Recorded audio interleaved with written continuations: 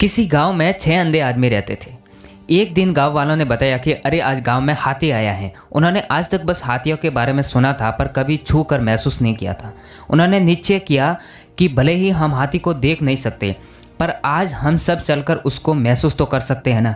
और फिर वो उस जगह की तरफ बढ़ चले जहाँ हाथी आया हुआ था। सभी ने हाथी को छूना शुरू किया।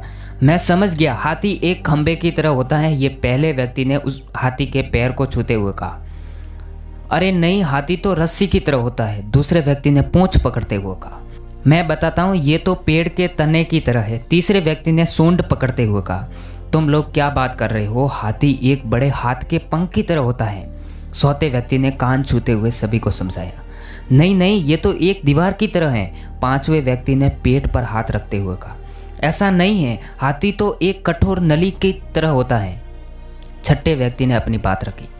और फिर सभी आपस में बहस करने लगे, खुद को सही साबित करने में लग गए। उनकी बहस तेज होती गई, ऐसा लगने लगा मानो वो आपस में लड़ ही पड़ेंगे। तभी वहां से एक बुद्धिमान व्यक्ति गुजर रहा था।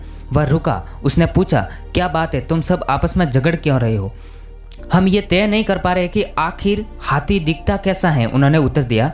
और फिर बारी बारी से उन्होंने अपनी बात उस व्यक्ति को समझाई। बुद्धिमान व्यक्ति ने सभी की बात शांति से सुनी और बोला, तुम सब अपनी अपनी जगह सही हो। तुम्हारे वर्णन में अंतर इसलिए है क्योंकि तुम सबने हाथी के अलग अलग भाग छुए हैं, पर देखा जाए तो तुम लोगों ने जो कुछ भी बताया है वो सभी बातें हाथी के वर्णन के लिए सही बैठती है।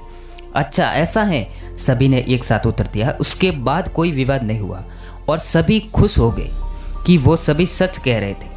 दोस्त, कई बार ऐसा होता है कि हम अपनी बात को लेकर अड़ जाते हैं कि हम ही सही हैं और बाकी सब गलत हैं, लेकिन ये संभव है कि हमें सिक्के का एक ही पहलू दिख रहा हो और उसके अलावा भी कुछ ऐसे तथ्य हो जो सही हो। इसलिए हमें अपनी बात तो रखनी चाहिए पर दूसरों की बात भी सब्र से सुननी चाहिए और कभी भी बेकार की बहस में नहीं पड़ना चाहिए।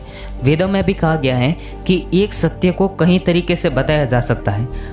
जब अगली बार आप ऐसी किसी बहस में पड़े तो याद कर लीजिएगा कि कहीं ऐसा तो नहीं कि आपके हाथ में सिर्फ पूंछ है और बाकी हिस्से किसी और के हाथ में।